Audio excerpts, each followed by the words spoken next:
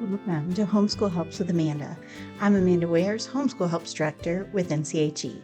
So this is the last video in my series on homeschooling different age groups. So we started with preschool, we've gone all the way through high school, and now we're going to talk today about, well, what in the world do you do if you have multiple age groups at the same time? I have personal experience with this. At one point, in my homeschool journey, I had a high school student, a middle school student, an elementary school student, and a preschool student all at the same time. And as you can see, I am not completely bald. I didn't pull all my hair out and we made it through. But let me share with you some of my best tips, some things that I found to be really helpful when homeschooling multiple age groups at one time. The first tip that I have for you is to combine as much as possible. Combine subjects, meaning that there is no reason why in certain subjects, such as like history, science, art, music, literature, why you can't just combine all your kids together at one time. And naturally, of course, the high school kid would get something different, perhaps, than the 5-year-old from whatever that history reading or history project or history experience is for that day, but they will still take away from that lesson what they need to. So that's my first and best tip. Combine as much as possible. And there are a lot of curriculums out there that are written in the homeschool world that are written for this family style kind of one-room schoolhouse idea of learning. Some that I personally have experience with are My Father's World, Heart of Dakota, Biblioplan, and a newer one that I don't have personal experience with, but it looks really amazing, is Gather Round curriculum. So those are all written, and there's more. I just can't, off the top of my head, list them all. But those are written specifically for family style learning. So while you may be reading the same book, the same lesson out of whatever book it is, then there might be some activities for the olders or the youngers that are more geared towards their developmental stage. So that's my first tip.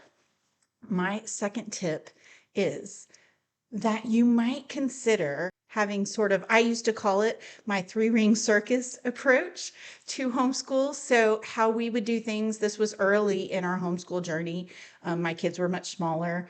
And what I would do is I would get the oldest one started on whatever she might be able to do independently, like maybe a math worksheet or spelling or something like that, something she could work on her own.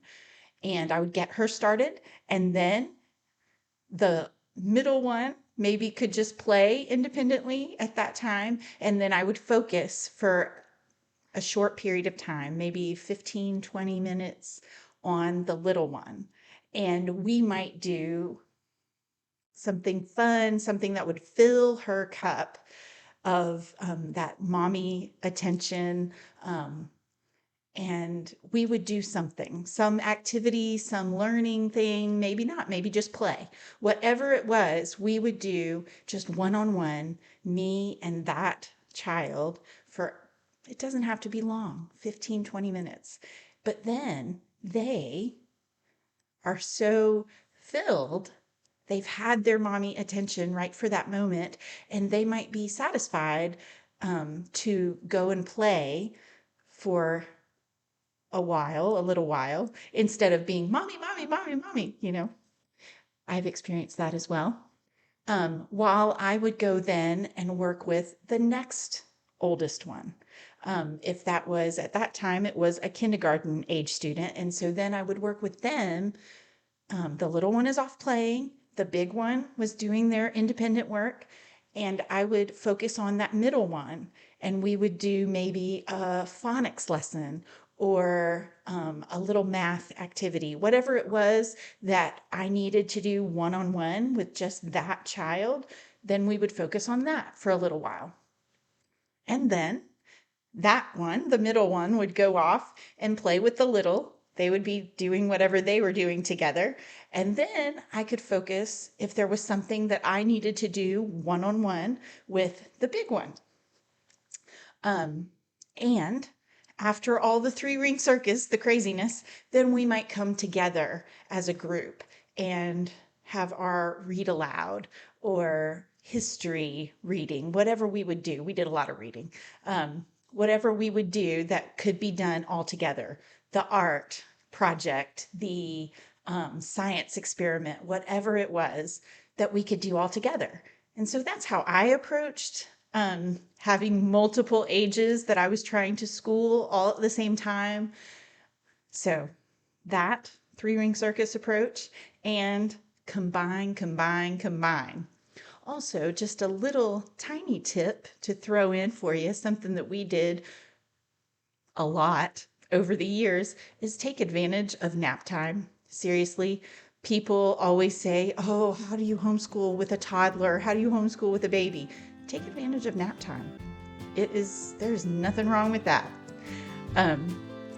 So I think that's all I've got for you. There's so much more, but in this limited amount of time, those are my best tips that I can give you for today. So I really hope this helps.